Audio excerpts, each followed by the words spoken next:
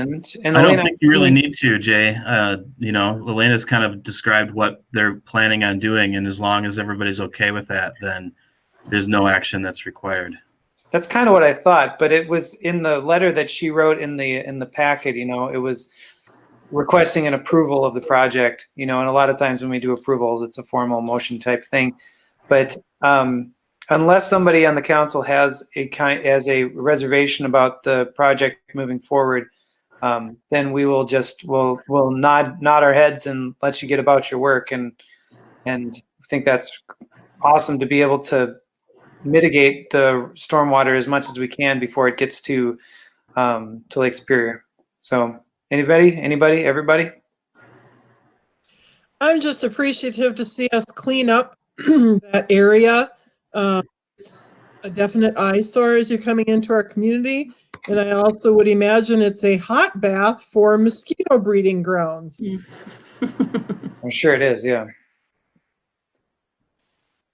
Cool. Well, then we'll leave it like that. I think that you've got our support, Elena. Keep us up to speed on any developments that happen, any additional grant monies that you secure, and we'll go with that on the plan or on the schedule that you identified with. So, sounds good. Thank you. And also thank the council for the opportunity to use the outpost and to work through that opportunity as we work through that and use it as office space, because especially now, if anybody's been in our office, we don't have really 6 feet barely for 4 of us. And oh, totally.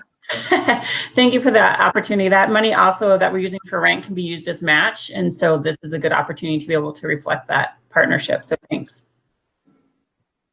Thank you. Thanks. Cool. Thanks. Have a good evening. Thanks. Yep. Thank you. Thanks. All right. So the next thing on the agenda is a conversation about face coverings, which oh yeah, there we go. Who's all got them? Right there. Yeah, exactly. Just put your hand up. Yeah, there you go. Like half of us got it. So Patrick has, I don't know, Patrick, you said people can't hear you on the live stream or on the video, but you're the one who had the document or the idea for a draft of that. Who said? Okay. So you're gonna share that on the screen, or you just want to read it, or how do we want to go? Yeah. Okay. So I didn't pull that up. So you emailed it out to us, right? Yeah. Let me see if I can find Something fine.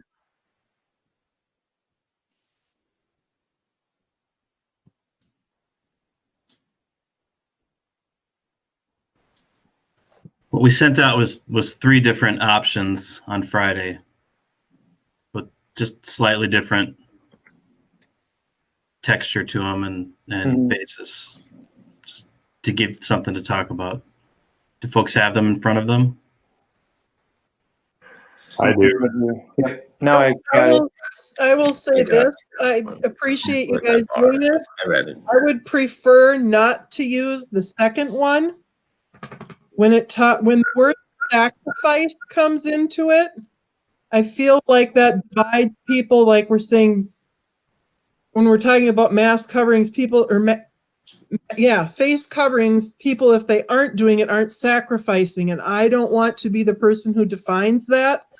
I think that invites complications and feuds. So I would rather stay away from the second one. But that's my thoughts. I just have one. I like the third one. The thing that I thought about all 3 of them was that, like, they're all statements, which is I think that they're built to be that way, instead of like an invitation, to people to like this. We encourage the community to participate in this practice, that kind of a thing. That's the only criticism that I have, or the only reservation I have about any of them, I personally, like the first one probably the best, or the third one the second best, and the middle one the least. So that would be how I would rate it. Anybody else have any thoughts? Yeah, I think we should be making a stronger statement. These are pretty passive I statements, just got one of them here. and if what we're trying to do is encourage people to use face coverings, especially in those businesses where, and to be supporting businesses that are requiring face coverings, I just think we need to look at a little bit stronger language than just taking a very passive approach to this. And I agree with you, Jay, that just the language, the statement of encouraging people to use face coverings in those appropriate situations, to me makes a lot of sense. Well, in the third statement, then could we change it? I guess I would be comfortable with if we did encourages adherence to the CDC recommendations to social distance where possible and wear cloth face coverings, period. I would be totally fine with that. I mean, any one of those, I think gets the message across. I just agree with Tim, in saying that I would rather that we make a statement, that we make an actual statement about, about this is what we're expecting, this is what we're doing. That kind of thing. The governor tonight, and he is encouraging people to do that as things are opening up. They are not requiring. So I'm not comfortable to tell people they have to if the governor of the state isn't. Right. So I'm happy with the encouraging piece, but I'm not going to make a directive that tells people they have to. If private business owners want to do that, to go into their stores, I think that's fine as well. We have a little bit of difference with some of the things we have going on, both at the campground and a municipal liquor store, that we have to make some decisions for. But I think private business owners should get to make that choice for their own business. I would agree. And right now, we really modeled all the statements after the type of policy that we're trying to enact with our own organization. And the third one in particular, where it says to social distance where possible and wear a face covering when not, is what we're doing. So if we took the when not out, it's not going to really be reflective of the city's current practice. We're not asking our city employees to always wear face covering. We're only asking them to wear a face covering when they're not able to socially distance. Yeah, and I think that's a good position to take. Because the business owners are making this decision on their own. I mean, it's the same as the city making a decision for its employees. I think we're all concerned about protecting employees, protecting the public. And after our meeting, our last meeting where we talked about this, I don't think any of us were wanting to mandate or put in some kind of requirement for face coverings. So we certainly didn't want to put ourselves in a position of enforcement, but to take a strong position, I think, about protecting employees and protecting the public and trying to minimize the impacts of spread of the virus. Seems to me what we're all trying to accomplish here, and just getting the language that reflects that, I think, is worth some conversation. If we went back to then could we change it to strongly encourages?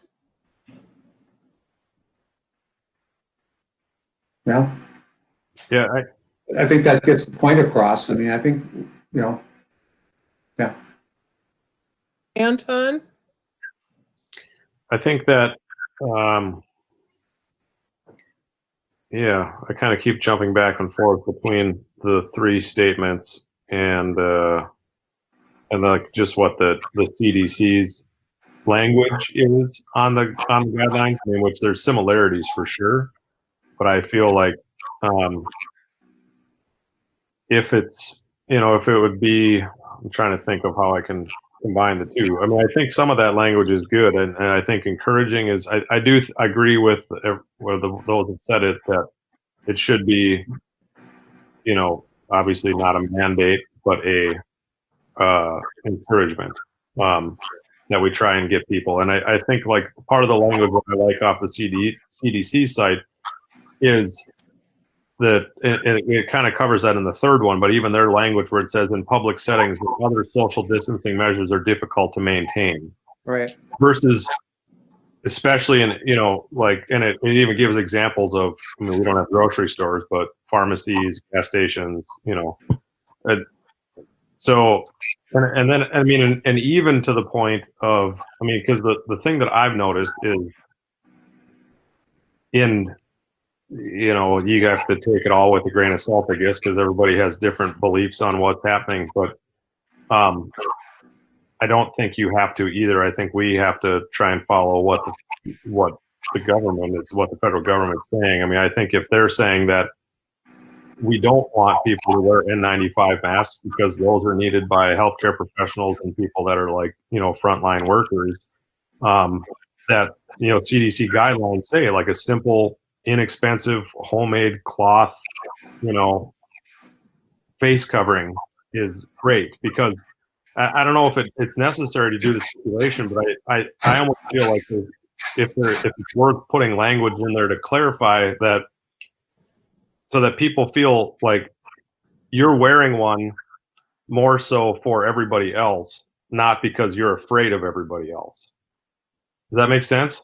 Mm-hmm. I mean, because the whole point of it is like you might be asymptomatic and have it, and like you're doing it as a show of like support for the community, versus like you're not doing it because you're afraid of everybody in the community. I don't know, maybe that just gets too political, but I think just like some sort of, something saying about the simple cloth, certainly not trying to encourage purchasing of N95 surgical or masks, but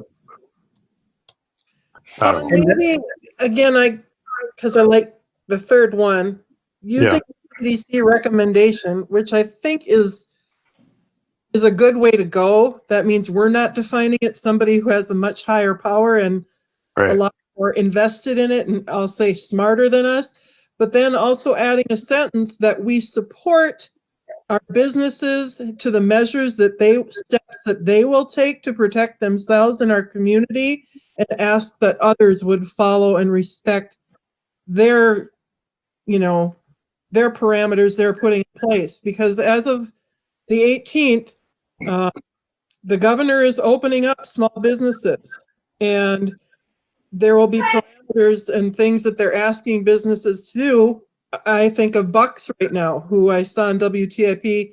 They're having a hard time getting people to follow their requirement. Someplace like, I don't know if or when, but maybe Ben Franklin would open up limiting numbers. And same thing, would Best Fudge Shop open up? Craig is already open with Marathon, and following what those businesses are putting in place, can we support those people? Because if somebody's going to require me to wear it in their business, I would follow that, because they're asking me to do it, and I would do that. So I would like to support those people who are doing that and encourage others to follow along. I think that's maybe the difficult part of the language. Can somebody tell me what part of the third one that we wanted to kind of take out? Because I think a lot of that hits on those points, but I also agree with you, Kelly, that, basically trying to show that we support what the businesses are doing to, however, I mean, they're deciding to be open. They don't have to be. I mean, they need to probably be able to survive. But if they are putting explicit directions in, that we would, encourage the business, encourage people that are visiting the businesses to follow what rules they're putting in place. We're not saying we're putting them in place, but to at least appreciate and understand and try and comply, or not try, but do comply with what the businesses that are in our community are asking us to do. Why don't we just use the third statement as is? We don't need to take anything out of it, and then add a third sentence to it that says, please respect each rules at each individual establishment or something like that. Yeah. It's just an ask. It's encouragement and it's an ask, and it says why. And it's support from us that we encourage or that we support what the businesses are asking. Yeah, I would be in favor of that as well. I think that there's a lot to be said about making a simple, polite request of people. I've been talking to people who live down and have businesses down in Lutzen, and somebody went out and just like zip tied up a sign to one of the speed limit things that just said, "Please slow down," and and they said that they were shocked at how much it slowed traffic down. You know, because it just was a sign that just said, "Please slow down." If we make a statement like that that just says like, you know, please, or we encourage you to respect respect the practices at the local establishments, you know, or something like that, as they've deemed fit for the protection of their employees, then I think that works. So if you guys are all okay with that, then we can just have language put in there that's to that effect, and then that'll be our statement. We can get that statement out. Does that? I like that. I like that, Jay, and I really think the businesses would appreciate that level of support too, because each of the businesses is kind of hanging out there by themselves, and if they feel like there's at least some backing by the city, that think that sends a stronger message. Yeah, I agree with that too. Yeah. Cool. Kelly, you think? Does that work for you? Yep, I like that. I think it also works as we start to, open up the campground, that works there as well, if that's something Good point. towards there, or, in the liquor store, some of those things. So I'm fine with that we ask that people are respectful of our city businesses. Cool. Well, then in that case, Mike and Patrick, we'll leave it up to you to just put a simple third sentence into that final statement there, or that third statement draft, and then we'll just assume that's our statement on this, and we'll get that sent out. So does that sound good? Cool. Well, thank you for that conversation. I do think that it's important for us to have those conversations and to make sure that the businesses know that we're listening and that we're there. And also, I mean, it just makes sense for our businesses. Like, our businesses are small, and we've really got to do what we can to support each other. So I think that's really great. So you guys will take care of that. You guys meaning Mike and Patrick. And we'll move on to the next thing on the agenda, which is emergency status and updates. So does anybody have any updates for the council? I can say that the library has opened their pickup window, and it's kind of a rough start, just because they have to kind of bring things back into rotation, but it seems like it's working. So there'll be some fixing here and there as that becomes more efficient, but that's happening. So does anybody else have any other updates? I don't have. Is this like council and staff stuff too, or you want to do that after? Yeah, let's start with emergency stuff first, and then we can do council and staff a little bit later. I think that is a cleaner way of doing it. Copy that. I have a question more so kind of based upon what we did with the opening of the park. And I want to make sure that our intention was put forth correctly and directives are put forth. When we opened it to seasonals, we were going to ask people to quarantine.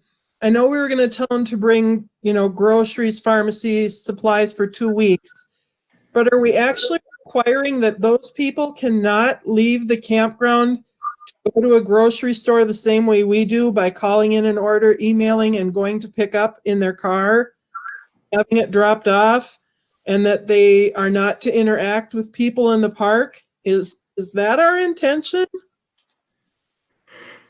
It was my interpretation of that was put in place to limit as much contact from those people coming into the community as possible. So interpretations of that, of course, are going to vary. That would be I think that'd be a question specifically for Dave for how that's going to be implemented. But maybe Mike, you have a thought about how that would be implemented logistically. Well, Kelly, I think that how you're describing it is what we're asking people to do, but that's all we're doing is asking people to We can't prepare enforce it to because be on their own for 2 weeks. We don't have any intention of policing it with our own staff. I don't think it's feasible for us to do that. So we're going to have to require, we're going to have to rely on, I should say, a level of trust in each other to just behave appropriately and to take safe actions. And we think that that's safe actions, and that's what we're asking our guests to do. That's all. So when a local is walking down there and talks to a person in their camper, obviously over 10 feet apart, they're told that they can't have a discussion. They can't sit and visit. The walker has to move on. I guess I'm not comfortable with, if I'm on the council and that's what I voted for, I'm not comfortable with that as my vote, or telling people that they, that somebody actually thought they could not leave the park. And that's not my intention either, because then I would say to someone, well, you go to Silver Bay to get groceries, or to Harbors or Duluth, and you come back, you need to now quarantine for 14 days. And we haven't made that encouragement. So I just wanted to follow up as to what the true directive is. And that person may have been confused. They didn't even know they were talking to a city councilor as they said some things happened to them. But I just wanted to make sure that what I voted for was not to confine people completely, that they have some of the same respects as our snowbirds who come back, still get groceries, probably still maybe get gas in their car, but do as very little interaction as they possibly can, and stay to their area as much as they can. I think what you're saying, Kelly, in a large way has to do with the interaction with the public and the expectation on the part of being in quarantine. If you're coming and really being in quarantine, you really need to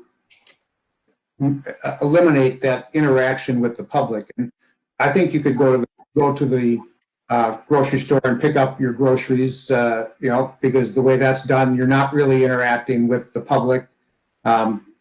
But I wouldn't expect that person is going to go to the post office or go to other places where the public will be there, and you could expect an interaction.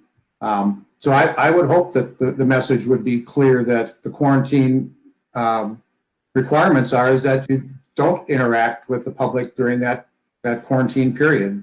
And yeah, there's a lot of people that are going down to Duluth and coming back, and are they quarantined? I kind of doubt it, but I interpret it's all in the issue of safety, whether it's safety of our employees, safety for the general public, the community. We've been fortunate. We've been spared having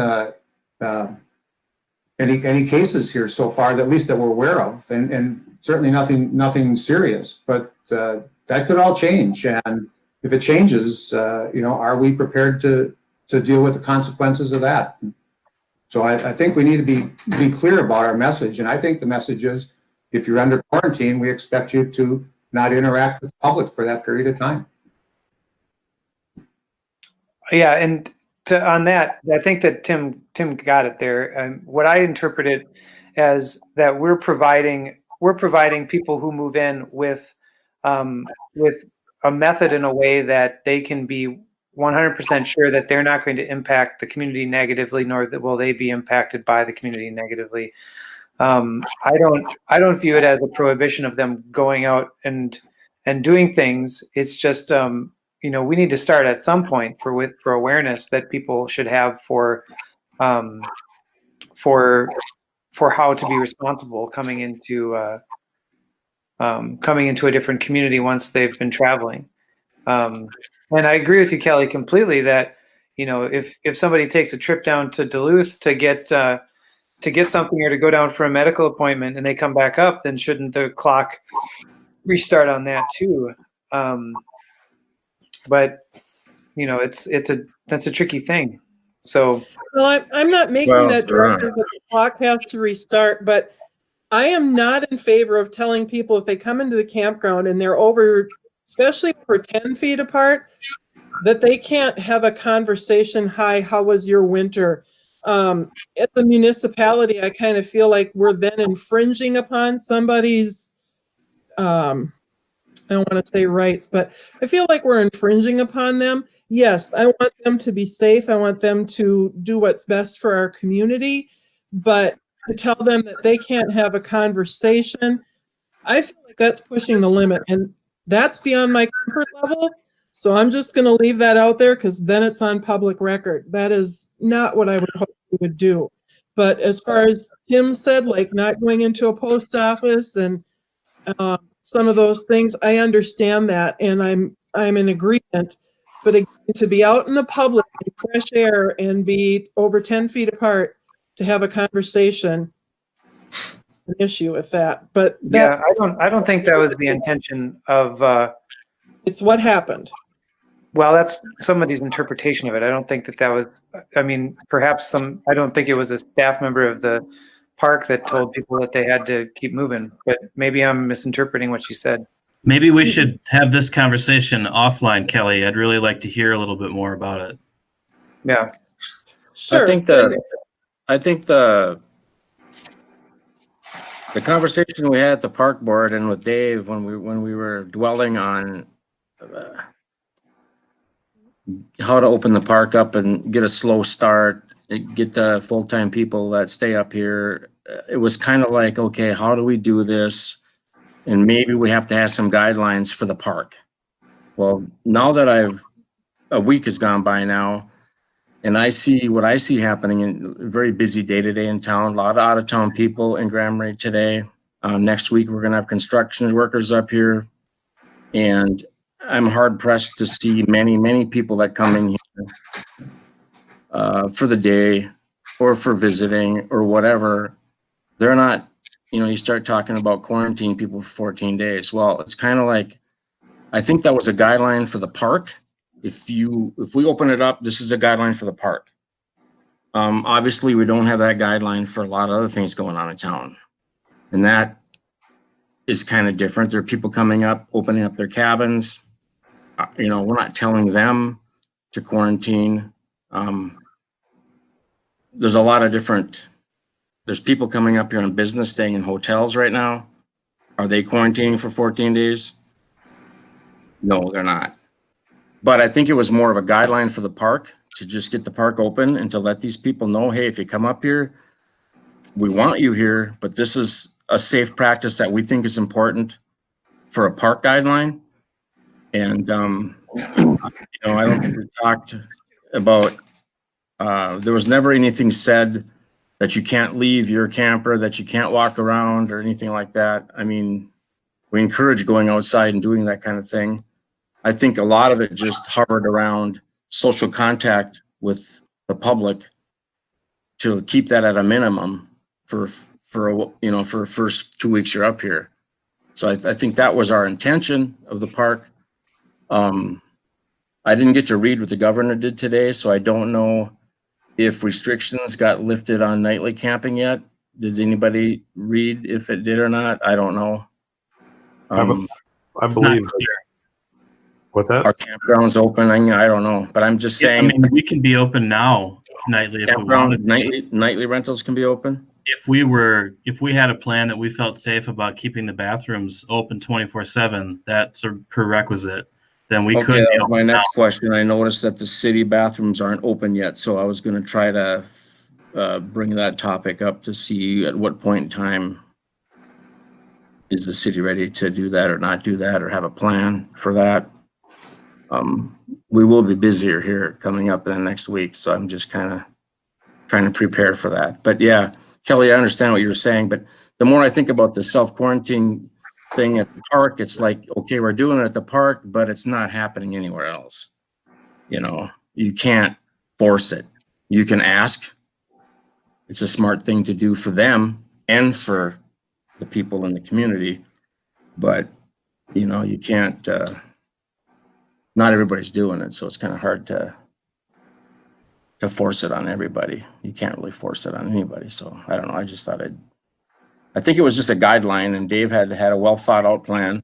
And I think it was at the time when we voted on it, I think it was proper.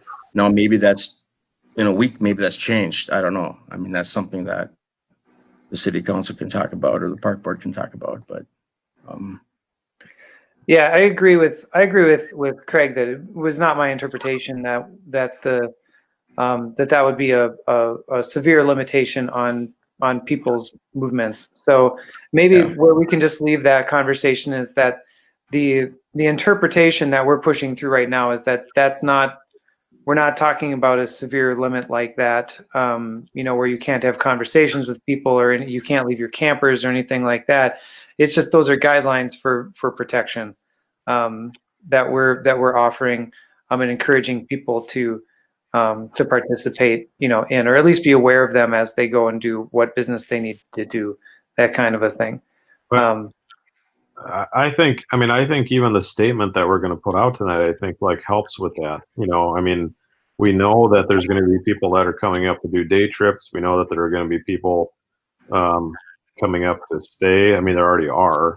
But I think like if we show support, that we support what choices the business owners are deciding to do for their own businesses, you know, I mean, then that's about the most we can do. You know, I mean, I've noticed it, you know, I mean, out of state license plates and people like, you know, one person per family, and just everybody in the car got out and went into the place all at the same time and just kind of like did the roll their eyes at the sign on the door, you know, and it's like, well, I think most people want to do what's best, right? Most people don't want to get sick. Most people don't want to spread this. I think we have to put some faith in like the people that want to come up here and keep, you know, make sure that Grand Marais is able to survive. And part of that is making sure our businesses function. One thing that I noticed in the governor's order is that it actually says that both private and public developed campgrounds remain closed to recreational camping. So Mike, what you were saying that we could be open for nightly, or we've never been required to be closed. The type of use that people can put to is restricted, but that's not that's difficult for us to discern, right? It's just what's the purpose of our guests being here. So the simplest way for us to comply with the spirit of that is to just be open for seasonals only and not worry about the rest of it. And I think that's probably how we'll stay for the time being. But the park board will be meeting next week. That's their intention after the governor's updated order, and we'll have a few days to look it over and think about it, and then they'll get to talk about what the next steps might look like. Okay, because I know Dave I think it was our last meeting when we talked about this, and is that maybe what you're getting at too? It has to do with our ability to keep our facilities like the bathhouses functional. Right. Yeah, if we're open for nightly, then we have to have bathhouses open 24/7 in order to meet the state's code for being a camp, or the type of campground we are. Yeah. Gotcha. And because we can't or haven't figured out what that is, which I'm not saying is a bad thing, but that's why we're not able to do nightly. Or what am I misunderstanding about what the governor's executive order is saying about that public and private recreational campgrounds can't be open? It's I mean, campgrounds have always been on the list of essential services, and I think as a housing residential type use,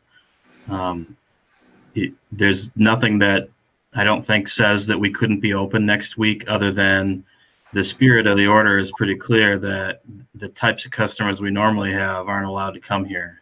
So Okay. for us being open, even if we think we could be, that it would only be encouraging people to break the stay-at-home order, Right. even in its eased state. Okay. All right.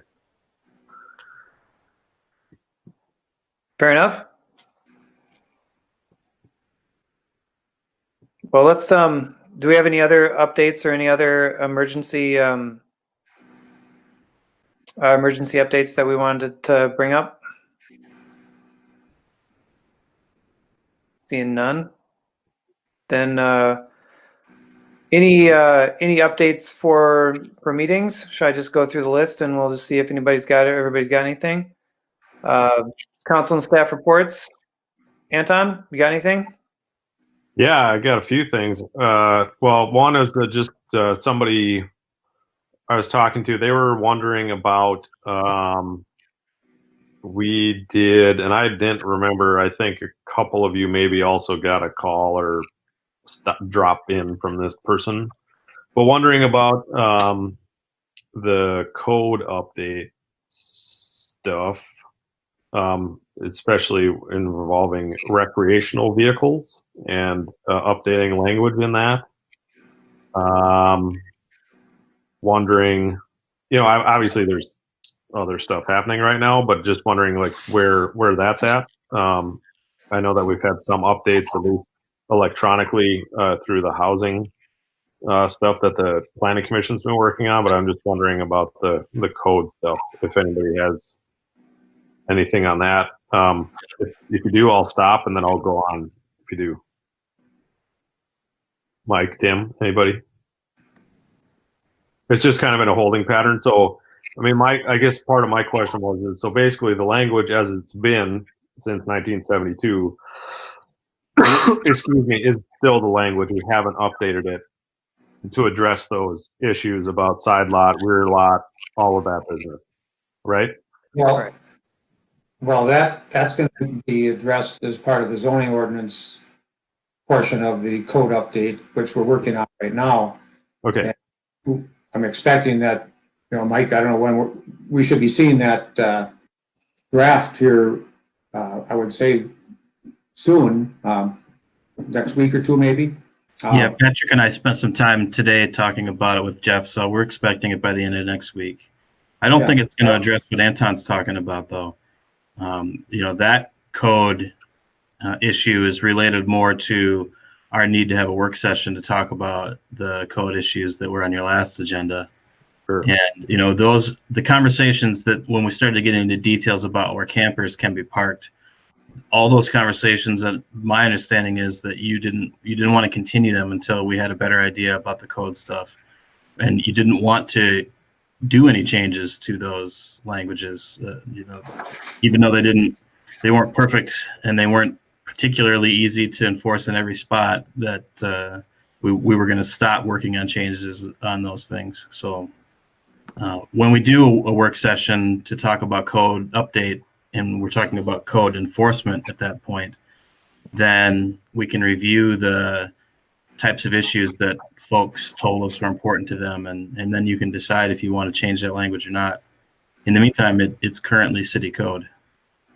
Well, most of those issues were outside of the zoning ordinance and would just require some different type of conversation. So the zoning changes are going to have to do mostly with lot sizes, setbacks, and those things that might affect the issue of affordability in regard to affordable housing, dealing with it in that fashion. But it's not going to get into the kind of the nuts and bolts of all the different pieces of the zoning ordinance, other than those housing issues. Yeah, and I guess I thought, and maybe I'm wrong, I thought that there was some sort of code recodification process that we had talked about, and then also the zoning. I thought that there were two separate things. No? There are, and there's a third thing too, and neither of those two are the ones that are addressing the issue that you're talking about. So the housing issues are generally zoning ordinance, and that's what Tim was referring to. Right. Recodification is just a reorganization of the existing rules, but not a rewrite of the rules. Yeah. And then third one is what we talked about at your last meeting, which is the actual code update and trying to figure out what are the things that the community says are important to them that we ought to use the code to address. That's something that we're still working on, and the next step, as we discussed last meeting, was that we're going to try to do some kind of work session to talk about the results of that and then apply them to different places. And one of the steps in that will be to look at where our existing code has rules that address some of those issues, and those certainly will include rules about where trailers are parked. Sure. Okay. That's mostly it. I was just trying to make sure that I was remembering correctly on that and where we were at with it. So are we following the 1970 something ordinance then? Currently, that is what would be enforced until something new is written, correct? Correct. Well, when you're talking about the zoning ordinance, the original ordinance was in 1970 or 71. And there have been updates to that which have modified it. So, but the other portions of the city code outside of the zoning ordinance could be much older than 1970, or they could be more recent. So based on whatever need there was at the time in creating particular ordinances, I think that's what you're asking about, Anton. All those other kind of side ordinances that haven't been addressed at all. Well, and there's right, and I think the thing that I was, it's yeah. I mean, we had the meeting where we showed pictures of different houses and different things parked in front of them, and some that you'd think would actually not be would fit under the rules were just fine, but others, so it was more like the clarification of it. I mean, I cannot, we don't have to get into all that. But I just wanted to see we're working on it, right? We're working on it. Yep, we're working on it. Okay, so as it sits is how it sits until we can all get together and talk more. Yep. Okay, that's all about that. We've got a public hearing for the EDA coming up. We got 3 business park lots sales pending for public hearing, which is pretty awesome. And then we also have a hearing for the last 2 houses from the One Roof project over on the west side of town. Both of those have their purchase agreements on, so we have to do the final deal on that. So everything that's been built will have been sold once we can get through that, which is awesome. So that's good news. Selling business park lots was a good thing. And obviously workforce housing is also important. So it's nice that they're not hanging over the EDA's head or One Roof's head or in turn the city's head. So I think it's awesome. That's kind of my update for right now. Cool. Thanks, Anton. Kelly, do you have anything? Nothing from meetings because none of mine are taking place, but I do have a question, maybe request. I have had the opportunity to, this has come up, drive 4th Avenue West above 5th Street, behind Recycle in front of Little League Field. Last year, our guys were nice enough to go fill potholes. Obviously, that is a small fix for a very short term. And I'm a little concerned that the traffic on that is going to be increased now as we start to reroute things with the Highway 61 project. Obviously, there's now stoplights at 5th and 5th. I'm thinking some more locals would like to use 4th Avenue West. But with the shape the road is in, is there any way that we could do something about that? Can we talk with the county in conjunction? Anybody got any brainstorm thoughts? Because It's not good. They won't want to use it very long after a couple trips. They'll go the long way. That's the problem. Yeah. I actually talked with Lenny about that yesterday, and really, you know, where we're at right now is kind of a stalemate. We started making some progress with Kristen Foster with the county as county engineer, but she's moved on, and now there's a new kind of temporary person in that position. So really, I think that what the city would like to do, if it's the will of the council, and if we can get an agreement, is that the city would like to take over responsibility for the maintenance of that road. But in order to do that, or in exchange for that, we would like the county to put some effort and some money into fixing it in the first place. So you know, that's something that you know, we've gone back and forth with the county about this for as long as I've been the mayor, and it's we haven't really gotten anywhere. Partially because there hasn't been a ton of stability in the engineer's office there, and partially because we don't really know how to work out that deal. But I do think that we need to keep powering through on that one too, because if the county is willing to do a resurface or do some kind of a maintenance, on that road to get it to a decent place, then I feel like the city could take it over and have it be something that we would maintain and keep it in as good a shape as possible. What Only kind of, go ahead, Sorry, Kelly. even if the county would use their own gravel, crushed rock, whatever, to fill in the holes, we could cold or hot patch it or whatever it is for a while, and then maybe sending a letter to Rena and the commissioners. I mean, one of the things is, I know that the county board passed that you cannot go up beyond the hospital with trucks up to the Gunflint. You now have to go all the way down Fifth Avenue to the current Gunflint Trail and go up that route. That was passed by the county commissioners. So sort of discussion with them or a letter to them to see if they're willing to help us with this road in the meantime until all the paperwork gets figured out as to who will take over and how it's signed over to us, if that's what we want. I think we need to make some sort of changes to that road for now. I agree. I mean, I wonder, I mean, I feel like in conversations when we've talked about this in the past, Mike has said that if they were to hand that back to us, that it has to be put back to us in a certain condition. And my question is, and maybe Mike's already answered this, but you know, it seems like the mobilization costs and having those like mill and overlay type of situation, and maybe it's beyond that. Don't build paved roads, but those types of things in the relatively short term are going to be parked and hanging out and operating in the county. What happens if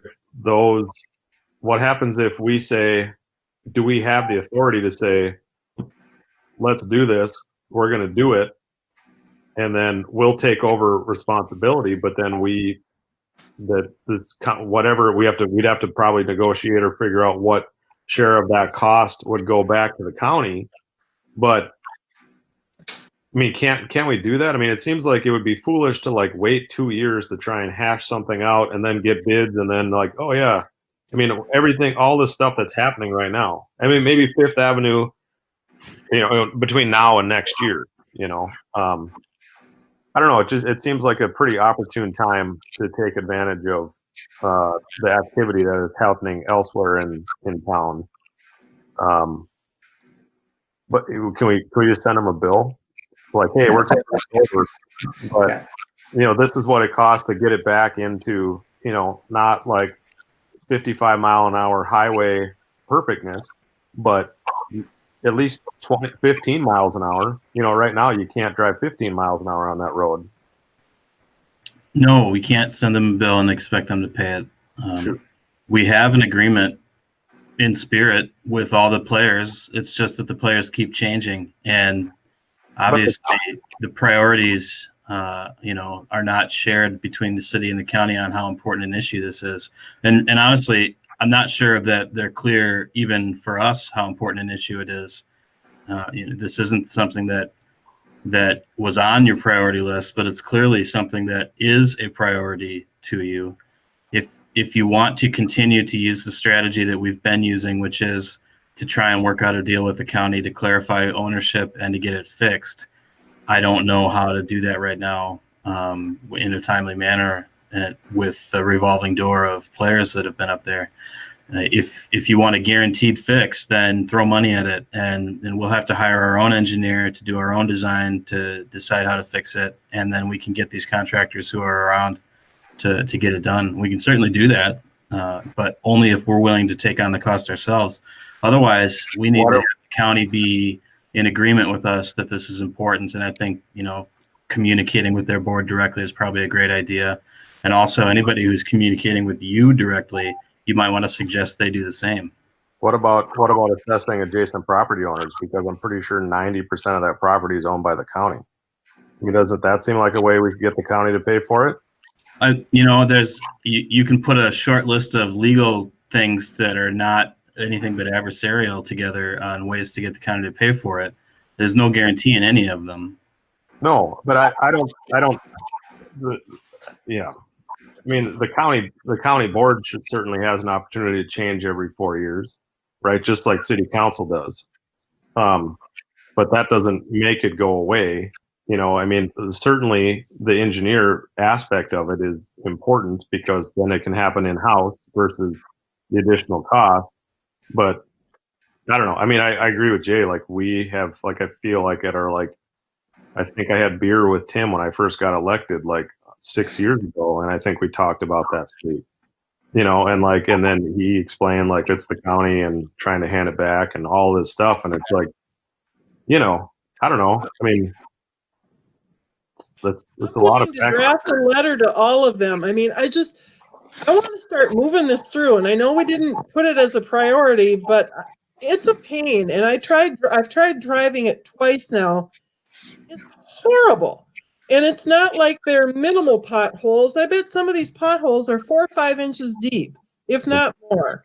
I just want to do something. And if it takes me writing a letter to the commissioners to ask if we could somehow meet to move forward on this in some way, shape, or form in a efficient manner that benefits our public, I'm willing to do that if I can. Well, I think we should send a letter to the county administrator, at least to get this issue back on the table for conversation.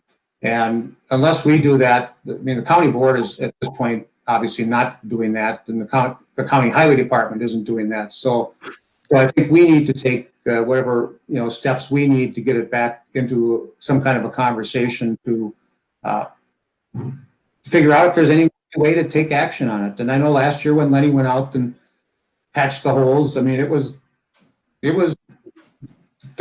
patching the holes with gravel last 2 weeks.